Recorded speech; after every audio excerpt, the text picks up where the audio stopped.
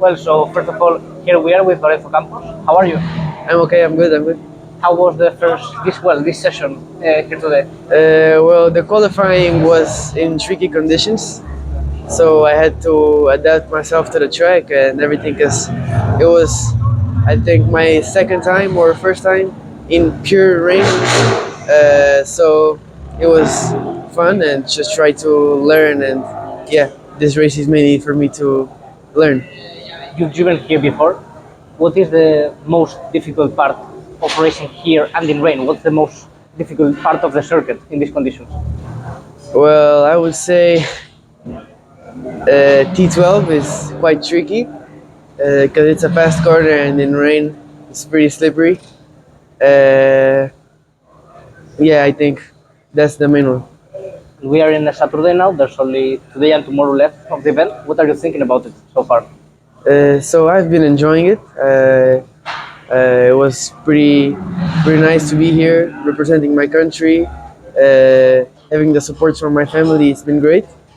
Now I'm looking forward to the races and keep learning. What's the best memory you have so far from this event? Well, probably the first session because it went pretty well. I ended up in 11th place, and the driving was not so bad. So I think just keep learning from that, and it was good. Did you enjoy the opening ceremony? Yeah, it was very beautiful.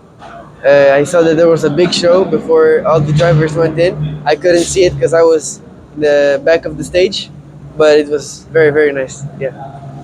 And what do you expect from the sprint race that you have in a few hours and of the feature race, or the final race?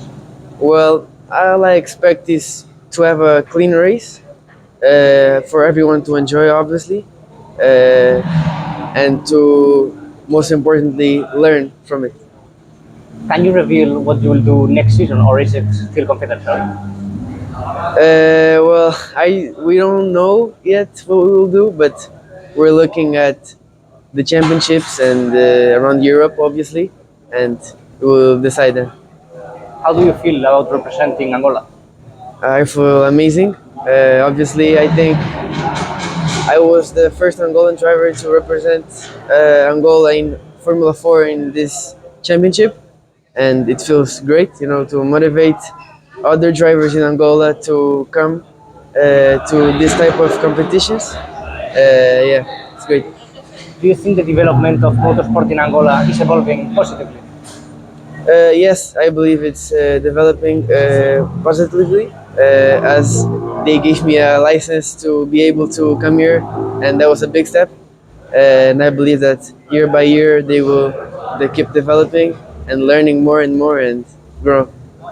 How's the motorsport infrastructure in Angola? Excuse me? The infrastructure is are there? What are the circuits that they are? How many are they?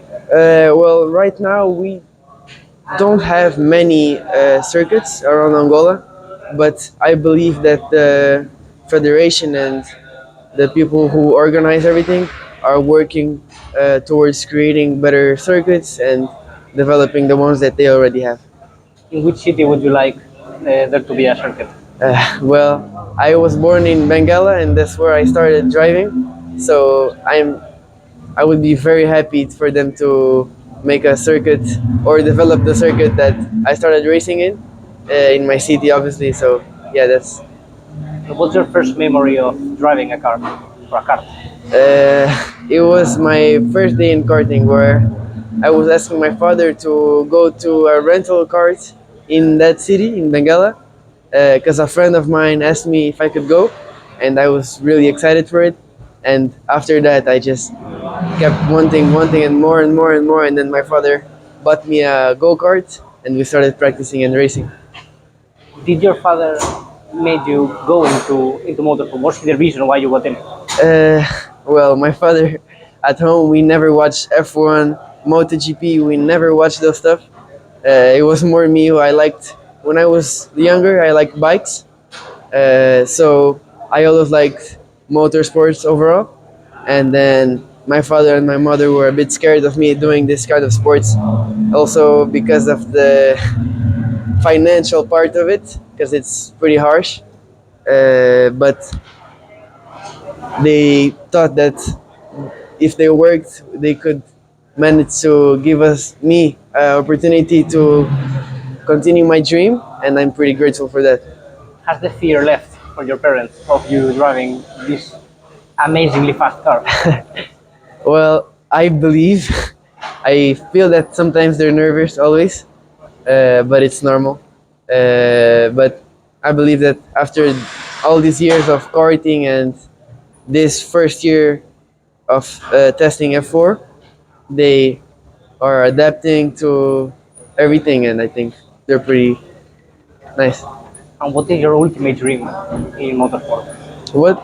Your ultimate dream? Oh, well, my dream is to arrive to Formula One. That's my dream. And thinking of this car, it's decently similar in aesthetics to F1. What do you think of the design? Yeah, it's pretty nice. I liked it.